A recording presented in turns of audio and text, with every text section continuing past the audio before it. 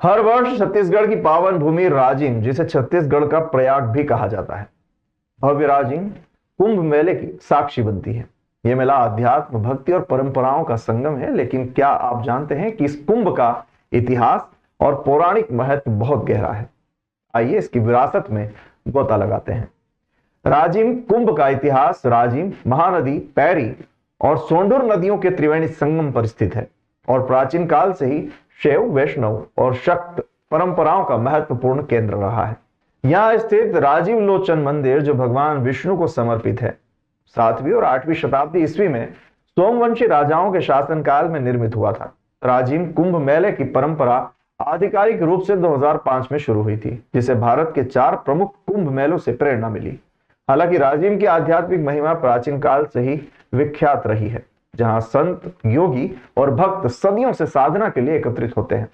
राजिम कुंभ से जुड़ी पौराणिक मान्यताएं यह है कि राजिम कुंभ को स्वयं भगवान विष्णु का आशीर्वाद प्राप्त है, जो यहाँ राजीव लोचन यानी कि कमल नेत्र के रूप में विराजमान है। त्रिवेणी संगम को पवित्र स्थल माना जाता है, जहां स्नान करने से सभी पापों का नाश होता है, ठीक वैसे ही जैसे प्रयागराज के संगम में होता है।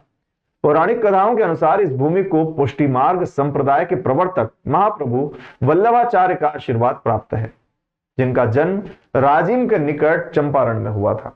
अनेक संतों और ऋषियों ने यहाँ तपस्या की, जिससे यह स्थान आध्यात्मिक ऊर्जा से भरपूर हो गया।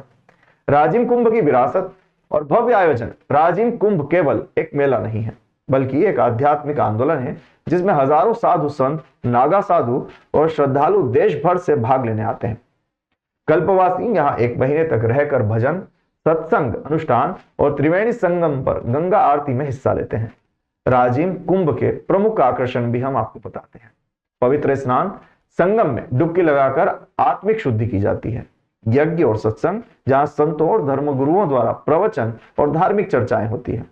पालकी की यात्रा निकाली जाती है, जिसमें मंदिरों से भव्य देवी देवताओं की शोभा यात्रा शामिल है। गंगा आरती, जी हाँ, संगम तट पर दिव्य वातावरण में आरती का आयोजन होता है।